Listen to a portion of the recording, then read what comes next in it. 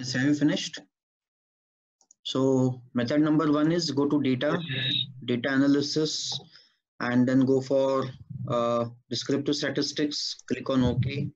Input range, I'll just select the D column. I just want to know the summary statistics of D column, the standard deviation, standard error, and everything. Output, suppose I want to start my output from this location. I'll click on OK. So this is I get about D column. So this is what my standard error is. This is my standard deviation, and this is my sample variance.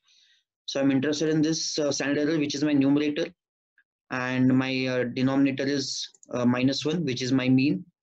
So -1 divided by 0.4879, that will be the answer of my t statistics.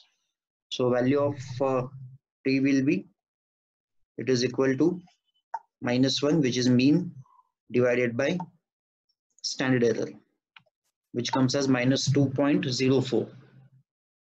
-2.04. Now go to t table, and because we have 7 values, though df will be, it will be count of, if you want to calculate df using Excel, count of number of observations -1, n -1. So my df is 6. My df is 6. Then what is my confidence level? Default is 95%. 95%. 95%. So 0.05, and we have to take half of that. So that is 0.025. That is my significance level. So what is the t table value or t critical value? 2.45. Okay. So t critical is 2.45.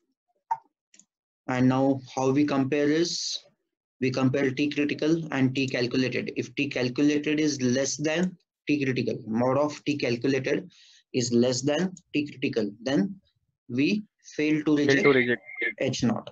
So answer is, we fail to reject H naught. Okay, that is the answer. Now what is the method number 2? If you want to implement the same thing, method number 2 is go to data. First of all, if you want to calculate the t statistics for this, you have to take second variable as 0. We have seen this yesterday. Okay, and now I can calculate the t statistics using paired sample. Actually, it is not required because directly paired samples are given, but that will solve afterwards. Paired sample for means variable 1, variable 2 is this, labels, hypothesized mean difference is 0, and output, suppose I want to start my output from this location. So that is my second method. And you can see you are getting almost same values for t statistics, that is t calculated and t critical. So these are important in our case for comparison, and we are getting same output. And now the third method is actually using paired samples, the actual values without calculating difference. Is you can go to data section, again data analysis, t-test paired to samples. Yes, my variable number 1 is, this is score 1. My variable number 2 is my score 2.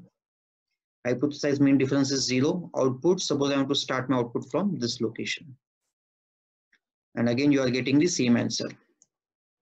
So you use any method, either you go by normal calculation method, this method, using descriptive statistics, or you go by the difference column, or you go by the actual observations.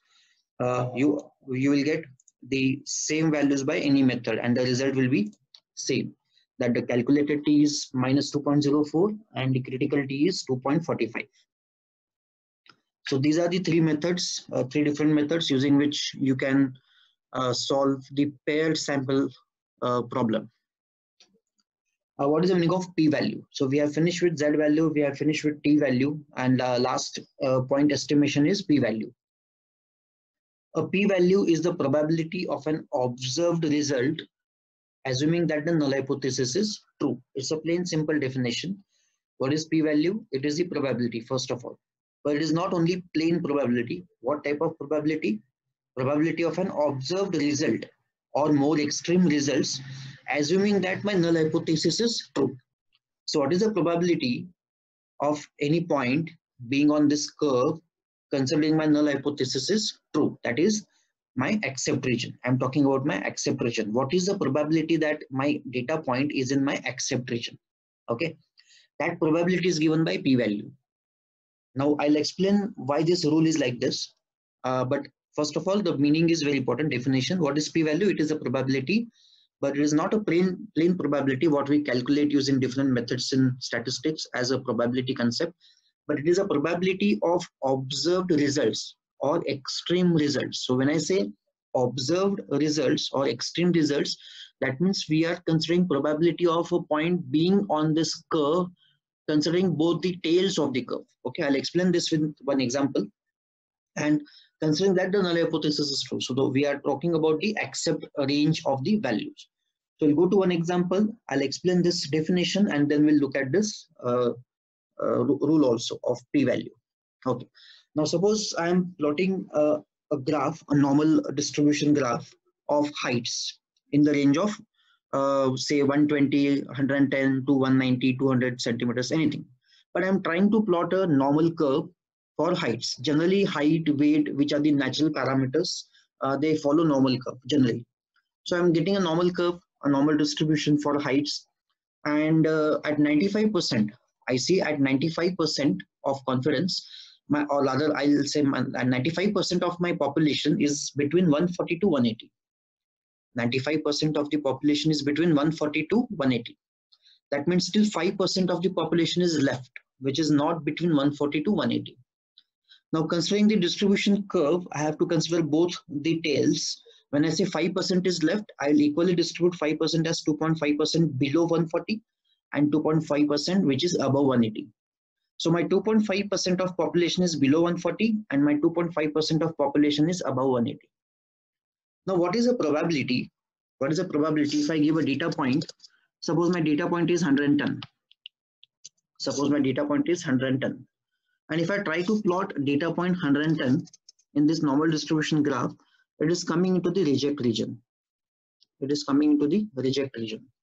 So what is the probability that 110 is in accept region? No, we don't have any probability that it is in accept region because it is less than 2.5%. Because it is less than 2.5% on one side of the distribution. Probability of 110 is less than 2.5% on one side of the distribution. Similarly, if I write 190, what is the probability that 190 will be in my accept range? No, I cannot have 190 in my accept range because it is in greater than 2.5% area. It is in greater than 2.5% area. So whenever I take any data point, how many data points are outside my accept region? I have to add these 2.5% and 2.5%. That means there is a 5% of probability overall, in general, there is a 5% of probability that my data point can be in non-accept region, which we call it as significance level.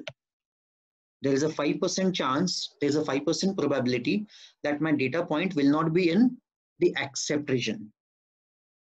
So if any data point is below 5%, if any data point's probability is below 5%, less than 5%, that means surely it is not in the accept region. Surely it is not in the range of accept region. And that is the same rule we have mentioned, that if p-value, the probability of my data point, if it is less than significance level, if it is less than 5%, that means the data point having this probability value is not in my accept region. That means I reject H0. Is not in my accept region, that is I reject H0. So this is the meaning of p-value, and this is how you can analyze p-value using this rule. Now in this problem, you have to look at the p-value. Now what is the basic result? Whether we fail to reject H0 or we reject H0.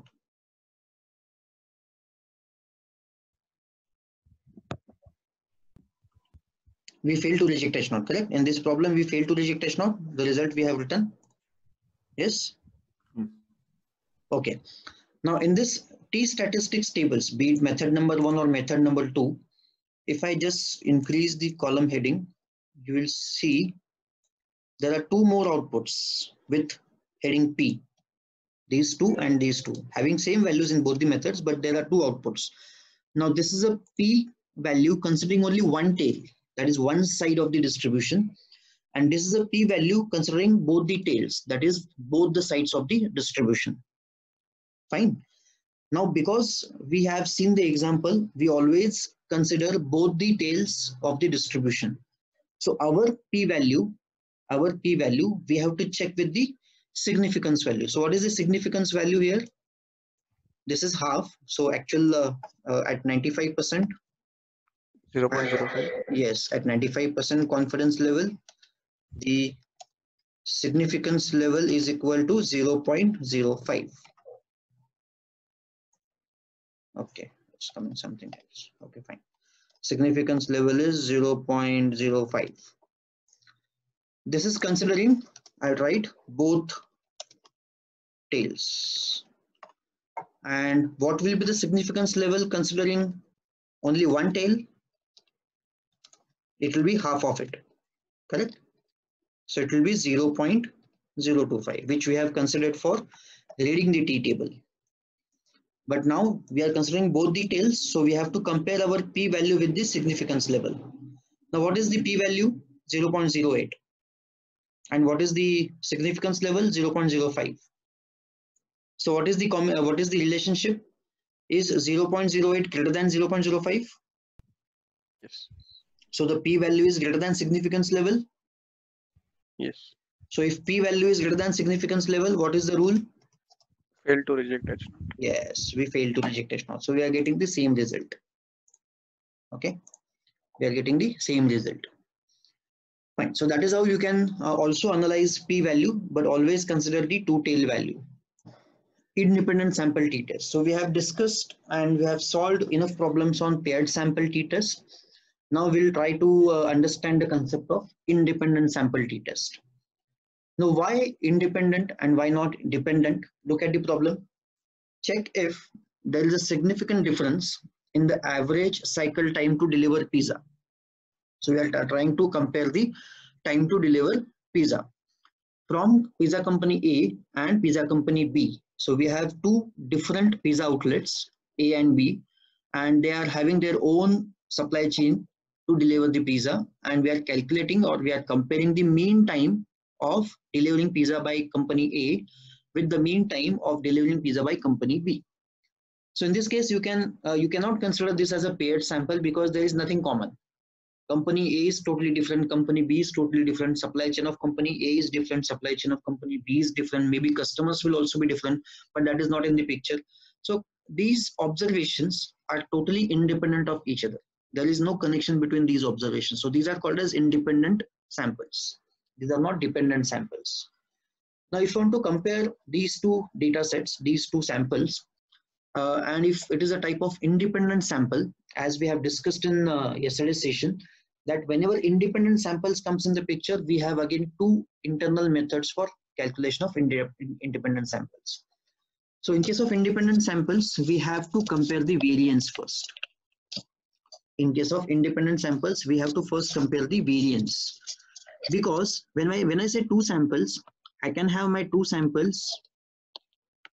If this is my sample number 1 and if this is my sample number 2, definitely if I look at the behavior, the dispersion of all the data points from the mean is more in sample number 1, and it is all the data points are very close to the mean in second data set. So based on variance, if variance is not same, I'll go for method 2. And if variance is also similar, then I'll go for method 1. So if variance of A is equal to variance of B of second variable. So I'll not say equal to, I'll say similar to. So if variance of A is similar to variance of B, then I'll go for method 1. And if variance of A is not Similar to variance of B, I'll go for method 2. So these are the two methods for independent samples. I'll not go for calculation part, how to calculate using method 1, method 2. That is by default given in the Excel. You can just click and you can get the answers. So what is the first step in this problem? I have to calculate the variance of A and variance of B. If I go to H0 and H1, there is no significant difference in the average cycle time to deliver a pizza by company A and company B. That is my H0. And then if that is my H0, H1 will be, there is a significant difference in the average cycle time to deliver a pizza. So now we'll check what kind of hypothesis we are going to go ahead with. So first of all, we check the variance of A and variance of B. So variance of A is 7.515 and variance of B is 2.682. Obviously, these are not equal variance. So this is a case of unequal variance. This is a case of unequal variance. Well, now I'll switch to the Excel and we'll try to solve this problem using Excel. Okay, so this is Excel. You will see one tab with independent sample 1 data set. So this is the same data set. Now how to calculate the independent sample. So you can see in t-test we have another two methods, 2 sample assuming equal variance and 2 sample assuming unequal variance. That's why we have checked the variance first, and this is a case of unequal variance. So I'll select this third method, 2 sample assuming unequal variance, and I'll click on OK. They're asking for variable 1. So this is my variable 1. They're asking for variable 2. So this is my variable 2. Hypothesized mean difference is 0 because I'm considering there is no difference, significant difference. Labels, yes, I have labels in my first row. Default is 95%. I'll keep it as it is. Output range, suppose I'll start my output from this column and then I'll click on OK. So this is what output I'm getting. So what is more important for us is T statistics and T critical. So what is T statistics? That is T calculated is 1.22 and critical, that is stable value, is 2.22. So the calculated value is less than critical value. In that case, what we say, we fail to reject H0. We fail to reject H0, correct? Fine. Look at P value. Look at P value. P value is greater than 0.05. Yes. Okay. So again, that means we fail to reject H0. Okay. So the problem is about 2 machines, 2 packing machines who are which are creating the cartons with jars. Okay. So some kind of packing machine. So, and we are trying to analyze the performance of these packing machines. So it is given in the problem to test that hypothesis. The times it takes each machine to pack 10 cartons are recorded. So these are the times. This is a kind of 42.1 second maybe, or 42.1 minutes. New machine is taking to pack 10 cartons. And this old machine timing given is given, that is 42.7 minutes to pack 10 cartons using old machine. Likewise, these are the observations to pack 10 cartons using new machine at different point of time. And these are the observations of packing 10 cartons using old machine at different point of times. So what my null hypothesis can be, as I say, null hypothesis is H0. My statement should have the not word in that. So I'll say there is no significant difference. There is no significant difference in the packing time of new machine and old machine. There is no significant difference in the packing time of new machine and old machine. That becomes my H0. So if that is my H0, H1 becomes there is significant difference in the packing time of new machine and old machine. So there is a difference in old machine and new machine's packing time. That means maybe new machine is better, and that we need to check. So that is how I can go ahead with H0 and H1. Yes, Divya, are you clear now how to form H0?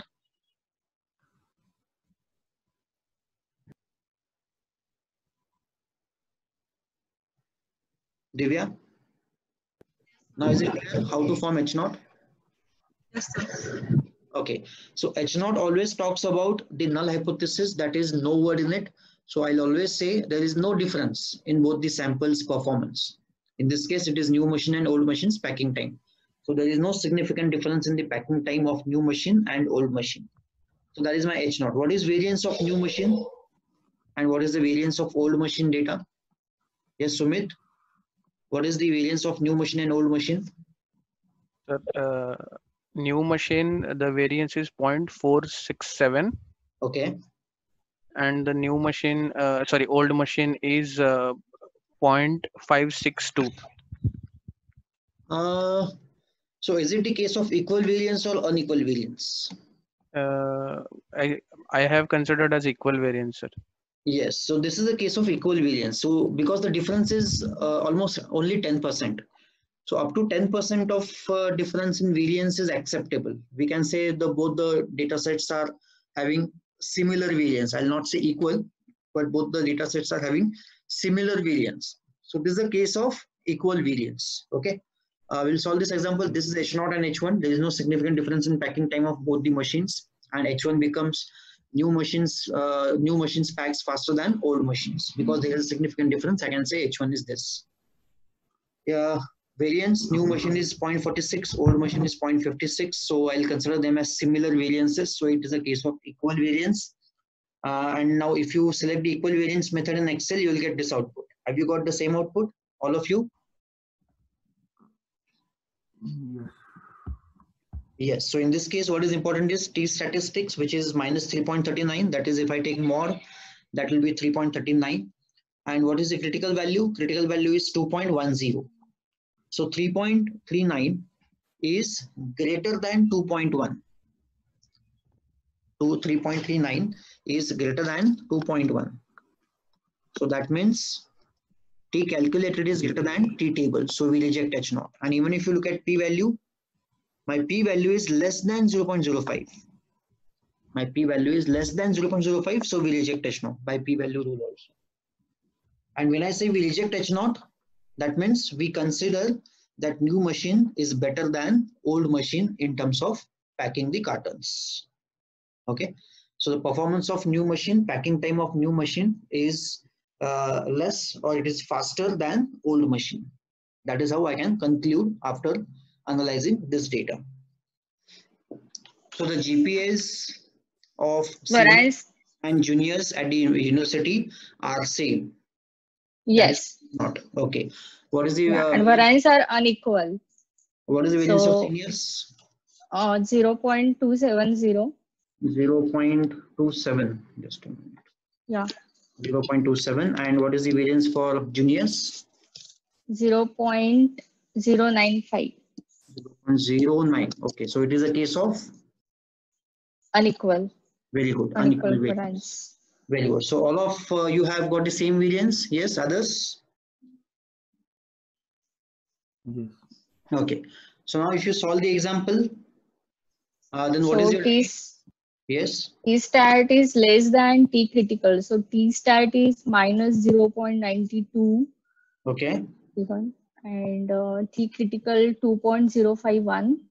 Okay. So T stat is less than T critical. So we are failed to reject H0. H0. Okay. And by using p-value analysis? By using p-value analysis, P0.364 is greater than what H0 significance value. Yes, so P is greater than 0.05. Yes. Even using P, we fail to reject H0. Yes. Okay, so what is the final conclusion? We fail to reject H0 means what? How to interpret this? This is the problem. So when we say fail to reject H0, that means GPAs of seniors and juniors at the university are different. Yes. Okay, fine. Yeah. So we fail to reject it now. At 95%, the data does not provide sufficient evidence that the mean of GPAs of seniors and juniors at the university are different. So that is different. We fail to reject H0. So these are the rules. If you consider all the methods, method 1, method 2, method 3, and method 4. This is interval estimation method. We have discussed this. If your mu belongs to this interval, then we fail to reject H0. Method 2, method 3, and method 4 are point estimation and the Z value, the T value, and the P value analysis. Also, we have discussed in details in this presentation. So you have to remember these 4 rules. You have to remember these 4 rules, and the method which you are using, accordingly you have to apply the specific rule. Generally in practice, nobody uses interval estimation method. It comes only in statistics papers in universities, but in practical life nobody uses interval estimation method. Z value is useful only in case of population, if you know the population parameters. So again, very rarely we use Z value analysis, because if you know population parameters, we don't need to go for statistical analysis. We have all data available, we can directly calculate. So in practical cases, what is majorly used is t-value and p-value analysis. And in t-value and p-value analysis, because t-value analysis is a bit complex one, because you have to first see at the calculated value, then look at the table value, then do the comparison and everything. So generally people find it difficult to go for t-value analysis. So generally the people in analytics field, majorly they use p-value analysis for decision making as a framework. They majorly use p-value analysis, and that's why anywhere you see they always refer to p-values and then conclude using p-value itself. But as a analyst, you should always give t-value analysis as your primary analysis and p-value analysis as a supportive analysis. That is a thumb rule in analytics field, that your primary analysis should be t-value analysis or f-value analysis or ANOVA, MANOVA and COVA, these kind of analysis. And to support that analysis, you should give the p-values also. So p-value analysis should not become the primary analysis. That is a thumb rule in analytics. So now we'll go ahead. Now till this point or till this slide, whatever we have discussed is about 1 sample and 2 sample. Whatever we have discussed is about 1 sample analysis and 2 sample analysis. In case of 2 sample, either it can be dependent or independent. So we have discussed these 3 kind of problems: 1 sample analysis, dependent sample analysis and independent sample analysis. Now what if we have more than 2 samples? What if we have more than 2 samples? So in case of more than 2 samples, suppose we have 3 samples to compare, or we have 4 samples to compare. In such cases, what becomes more important is the variance part. Now, even if you look at 2 samples, which we have solved, like this is a problem of 2 samples, what we first checked is variance. What is the variance of first sample? What is the variance of second sample? So whenever we go to 2 samples, 3 samples or multiple samples, by default the first step becomes the variance. That we check the variance of sample 1 with variance of sample 2. Why we check variance? Because we want to understand the behavior of sample 1 and behavior of sample 2. Again, we are going back to the session 1 and session 2, that only mean is not sufficient to describe the behavior of any sample or any data set. Mean with variance or mean with standard deviation gives you the complete picture about the data distribution or behavior of data. So what we are trying to do is, we are trying to analyze the behavior of sample 1 and the behavior of sample 2 by calculating the variance values. So if variance is far different or variance is not similar, that means the probability is more that these 2 samples are taken from 2 different populations altogether. And if variance is similar, close enough, that means the probability is more that the 2 samples are taken from the same population or similar behavior population. So whenever we talk about multiple samples, we always talk about variance. And that's why whenever we go to more than 2 samples, like 3 samples or 4 samples or 7 samples, 8 samples, the analysis of variance becomes the most important part. And if you are clear with the analysis of variance part, then you can easily go ahead and do the analysis for multiple samples. So I'll first try to explain you what is the meaning of analysis of variance, and then we'll go ahead with F-test and ANOVA. Actually, if you look at the word analysis of variance, and if you take the first characters of analysis of AN, of O, variance, VA, the word comes as ANOVA. So ANOVA, analysis of variance, is the base of ANOVA and F-test. So if you will understand analysis of variance, you will easily understand F-test and ANOVA methods. Okay. So what is analysis of variance? So we'll go to that slide. Case of multiple samples, analysis of variance. So the rule of analysis of variance says, I'll explain this rule. Within group variance is larger and between group variance is smaller. So F will be smaller, that is about F-test, but that indicates reflecting the likelihood of no significant difference between these three sample means. So I'll explain the meaning of this statement, which is the base for F-test and ANOVA. Suppose I have three samples. Sample 1 mean is this. So this is my first sample, distribution of first sample.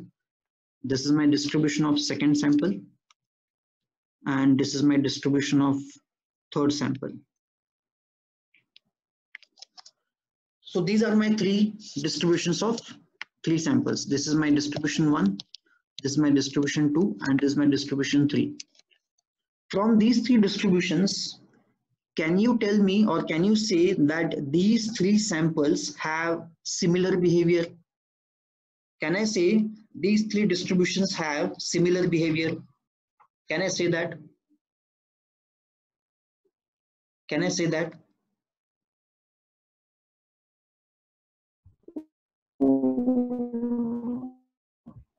Who is this?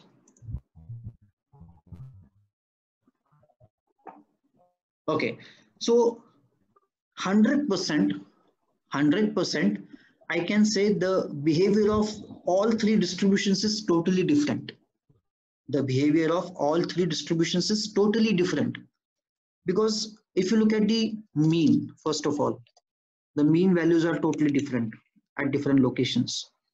Then the variance, if you look at the variance of all the data points around the mean, that behavior internal to the data set is also totally different. So from these mean and variance analysis, I can say that the behavior of all three data sets is totally different. Fine. Now suppose second case, if I have three data sets like this.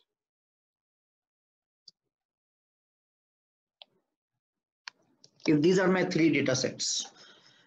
Now if you consider the mean value, mu1, mu2 and mu3, the means are totally different. They are not close to each other. But the internal variance seems to be similar. Though the internal variance seems to be similar, still I cannot say that the behavior of all three data sets is similar because the mean is different. Mean itself is different. So what is important?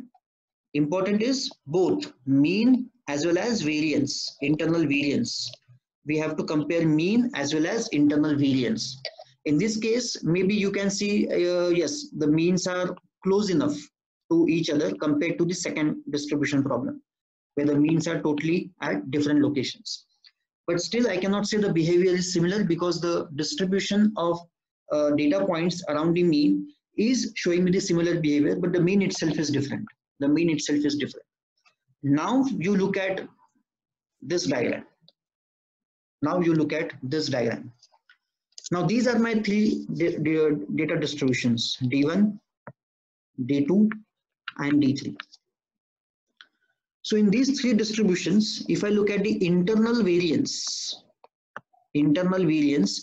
is almost similar for all three groups. Internal variance is almost similar for all three groups. And even if I look at the mean values, mu1, mu2, and mu3, even they are in a similar kind of range. All the mu values are also in a similar kind of range. Now in this case, this also indicates that there is a high probability that my data sets distributions are overlapping. If you look at overlapping region, you will see lot of overlapping region. So almost 95%, if I consider this as true standard deviation, almost 95% of my population is overlapping in all three distributions. Almost 80 to 90% at least population is overlapping in terms of all three distributions. In such case, I can say that there is no significant difference between the three samples. There is no significant difference. The behavior is similar. There is no significant difference in these three samples. That is what it is written, reflecting the likelihood of no significant difference between these three sample means. Now, when I say that internal variance is similar, what is that internal variance? That is called as within group variance. That internal variance in analysis is called as within group variance. Within group, internal to the group, within group variance is also similar. And when I say larger, that means we are going for a normal curve distribution. We are going to close to the normal curve distribution. So within the group variance is similar, and the between group variance, between group variance, that means the mu1, mu2, distance between mu1 and mu2, between group, between D1 and D2, this space should be less. Between D2 and D3, this space should be less. Between group variance is smaller. So if between group variance is smaller, they'll try to come close to each other. And within group variance is larger, that means all the curves are trying to go close to the normal curve. That means we are having similar samples. That means we are having similar samples. And that is the meaning of analysis of variance. So when we do between group variance and within group variance analysis, we do analysis of variance. So now we'll start with the concepts of F-test. Now t-test compares means between two samples that we have seen and identify if they are significantly or statistically different. Okay. Analysis of variance is helpful for testing three or more variables. It is similar to multiple two-sample t-test. Now, why it is written as it is similar to multiple two-sample t-test is suppose you have sample 1 or dataset 1, dataset 2, and dataset 3. Suppose you have three datasets with you, and then you want to compare the mean of all three datasets. How you can still go ahead with t-test, because a t-test allows you to compare means of maximum two datasets. For three datasets, we cannot use t method. So what you can do is you can first implement t statistics for D1 and D2. Then you can implement t statistics for D1 and D3. And then you can implement t statistics for D2 and D3. So if you run t statistics for 3 times, if you run t statistics for 3 times, what you get as an answer, what you can get as an answer is the answer of first method, the first comparison, answer of second comparison, answer of third comparison separately. So maybe D1 and D2, you will say H0, reject H0, suppose. Maybe D1 and D3, you will say you fail to reject H0. And maybe D2 and D3, you will also say fail to reject H0. What is the case? I'm just taking the example. So all these kind of analysis, then you have to compare these results that you reject H0 means D1 and D2 are different. But D1 and D3 are same, D2 and D3 are same. So these two have similar behavior. These two have similar behavior. But D1 and D2 are having different behaviors. That means there is some difference in the behavior. Out of 3, at least 2 are having different behaviors. At least 2 data sets are having different behaviors. So instead of running this t-test multiple times, what I can do is I can replace this multiple iterations of t-test by a test which is called as F-test. By a test called as F-test. So internally, you can say even in Excel or SPSS or any other tools, when I run F-test or when I calculate anything using F-test, internally it implements t-test in iteration. Internally, it implements multiple t-tests in iterations. And that is why this statement is given that it is similar to multiple two-sample t-test. ANOVAs compare more than 2 samples over various conditions. They investigate variances to establish if means are significantly different. So this is what we have discussed, that they investigate variance. First, what we do is we analyze variance to establish if the means are significantly different. So that is ANOVA, and that is the full form of ANOVA, analysis of variance. It compares the difference in mean between the groups, but it uses the variance of data to decide if means are different. Now, and what ANOVA uses as the basis F statistics or F method. And in F statistics, p-value associated with F. Now, what is the p-value analysis in case of F statistics? P-value associated with F is the probability that differences between the groups could occur by chance if null hypothesis is correct. So that we'll discuss in more details as we'll solve the problems of F statistics. And in case of F statistics, post hoc analysis is must. Now, what is the meaning of post hoc analysis? Post hoc analysis is nothing but this, same thing. Running individual t-tests in iteration is nothing but your post hoc analysis. Why? Reason behind why we need post hoc analysis is, suppose you are comparing three data sets. That means your H0 is mu1 is equal to mu2 is equal to mu3. That is your H0. That there is no significant difference in the means of all three samples. So your H1 becomes mu1. Either mu1 is not equal to mu2 or it is not equal to mu3. Now this indicates, what my H1 indicates, either mu1 is not equal to mu2 or mu2 is not equal to mu3 or mu1 is not equal to mu3. Either of these three conditions is true, that means my H1 is true. So when I run the F statistics or when I implement the ANOVA, looking at the output, ANOVA or F statistics will only tell me whether to go ahead with the hypothesis or not, whether to reject the H0 or fail to reject the H0. So if I reject the H0, at the end, if I reject the H0 using F statistics output or ANOVA output, if I decide to reject the H0, that means what? If I reject the H0 means I am going ahead with my H1. If I reject the H0, I am going ahead with H1. Now H1 only mentions that the three means are different.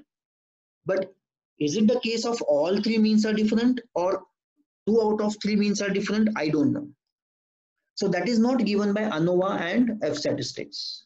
They will only tell you whether to reject or accept the H0, nothing else.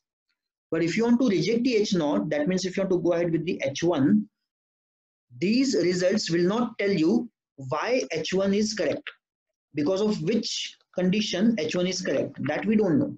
For that we need post hoc analysis. That we need to compare these two separately using T statistics, then these two using T statistics, and then these two using T statistics. And then we'll come to know in post hoc analysis, actually mu2 and mu3 are different. There is no problem with data set 1. So that is called as post hoc analysis. And this is the introduction of F statistics and ANOVA. Yes, can we go ahead? Is it clear to you?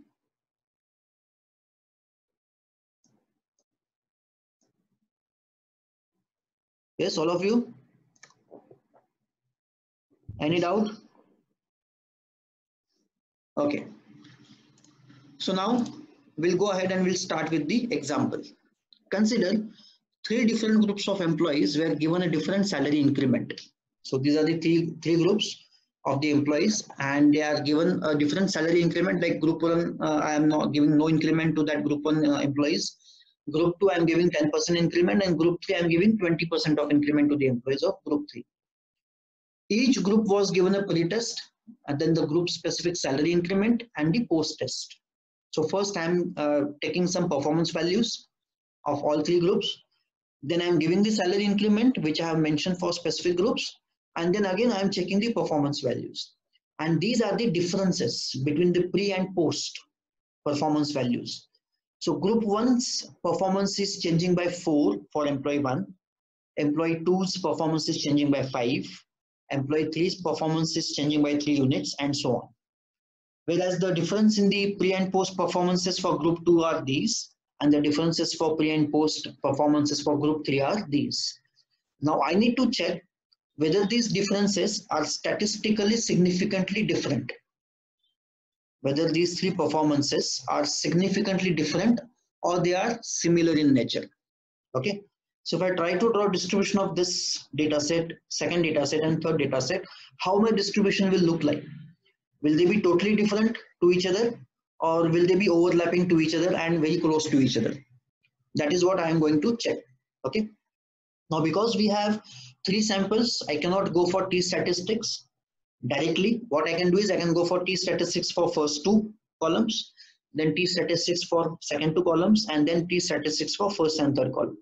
Now, instead of doing that in repetition in case of t statistics, what we can do is we can go ahead with f statistics. Now, if you want to run any statistics in decision making, the first step is mention your H0 and H1. So what is my H0 in this case? There is no significant difference between pre and post performance. There is no significant difference in the pre and post performance of salary increment. The H1 becomes there is significant difference. So we need to check whether I should go ahead with H0 or H1. Okay. So H0 becomes there is no significant difference. All 3 are giving same performances irrespective of salary increment. That is my H0. Fine. Now these are the this is the calculation part of F value, or you can say these are also called as bracket terms for ANOVA tables. Now we'll try to use this table and we'll try to solve our problem using these bracket terms. Yes, can we go ahead? Are you with me? Yes, sir. Okay, very good. Now, in terms of calculations, you have to always remember that in terms of notations, small a talks about number of samples. Small a talks about number of samples. That means number of columns we have, data sets. So small a value is 3. We have 3 samples. And small n talks about number of observations per sample. Small n talks about number of observations per sample. In this case, we are having 4 observations per sample. That means n is equal to 4. Now, what is bracket A? Formula for bracket A. Now, there is a relationship. If you look at what notation we are using to denote number of samples is small a. So when I say when I say capital A is individual sample itself. So this is A1, this is A2, and this is A3. So individual sample is bracket capital A. And when I say AI square, that means complete sample square. This is sample 1 square, sample 2 square, and sample 3 square. So when I say sample 1 is addition of all numbers in sample 1. So 4 plus 5 plus 3 plus 2, 14. So the first value is 14 square. Then sample 2 square, that is all numbers addition 19 square. And then sample 3 square, that is all numbers of sample 3 addition 24 square.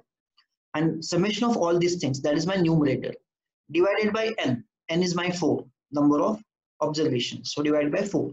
If I calculate, it comes to 283.25. If I calculate, it comes to 283.25. So that is my bracket A value. And this is how you can calculate bracket A value. Now the next calculation is bracket Y. Now what is Y? We generally denote Y with dependent variable. And we always write equation as Y equal to something. So Y means all my dependent variables. So these are my actually dependent variables. I'm trying to predict about these 3 performance groups. So all the individual cells are denoted as Yij. All the individual cells are Yij. And what is the formula for bracket Y?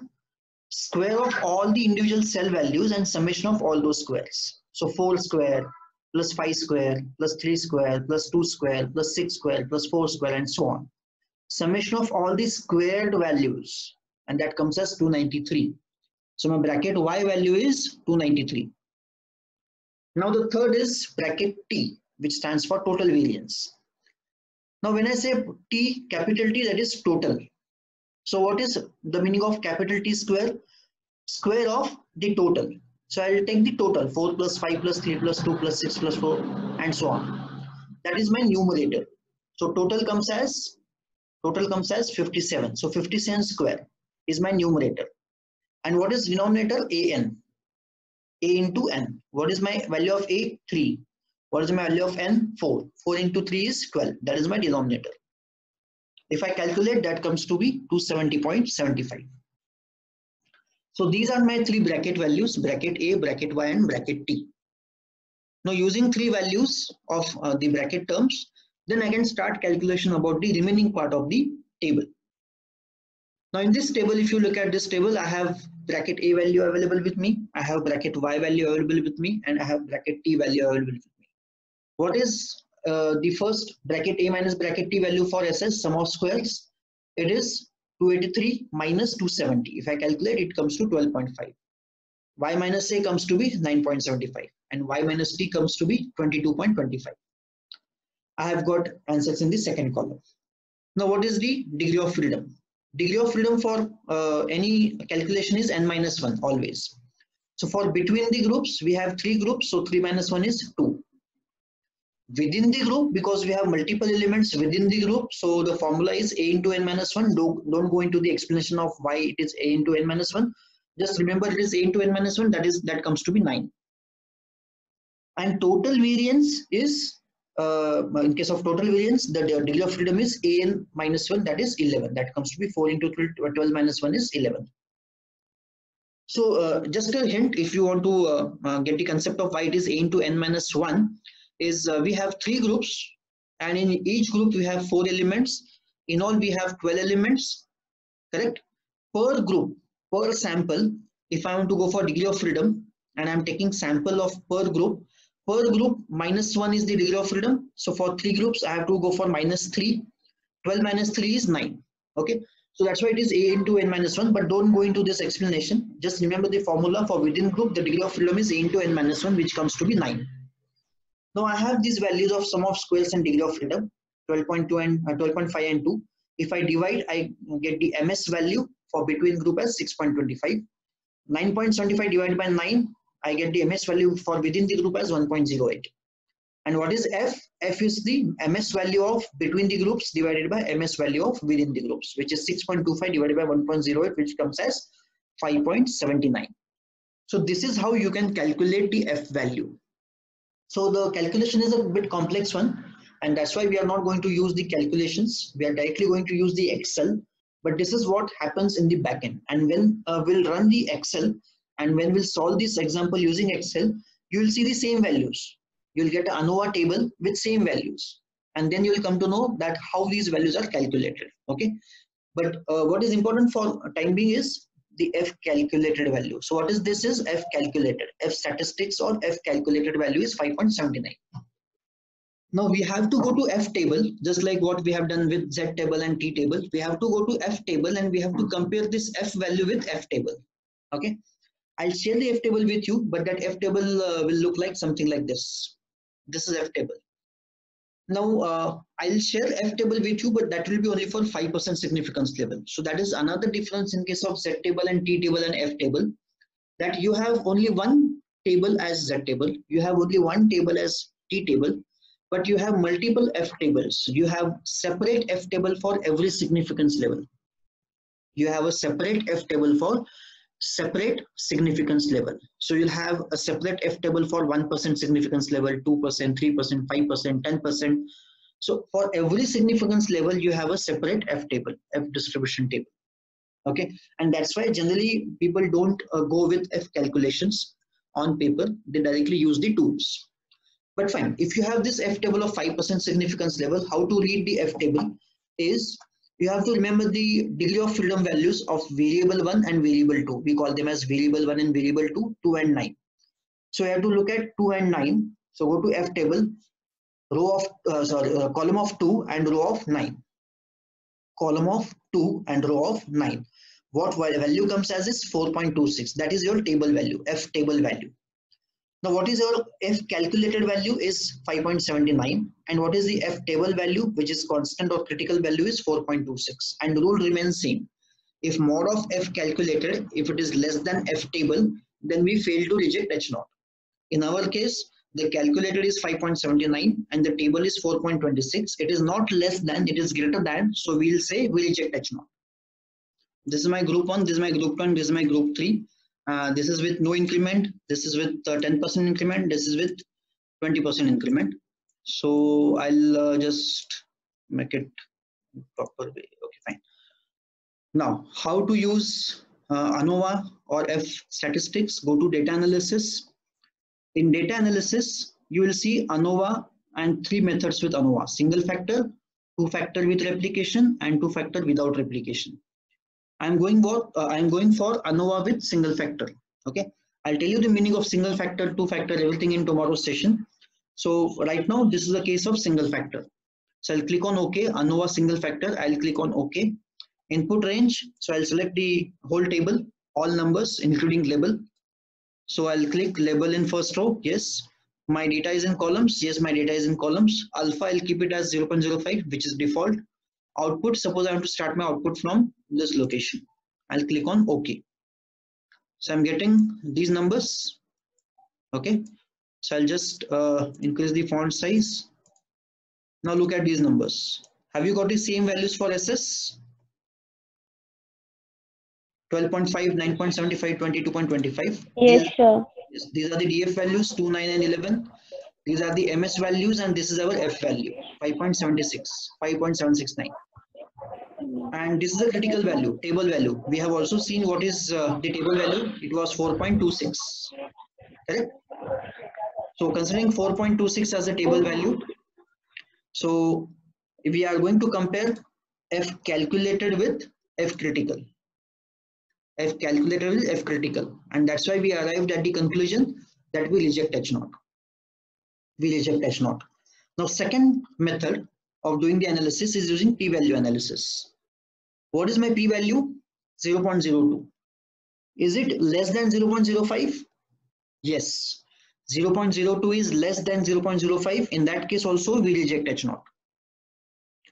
In that case also we reject H0. So either go by F statistics or go by p-value analysis, we reject H0. That means there is significant difference in the performance of group 1, group 2, and group 3 employees, and that significant difference is because of salary increment.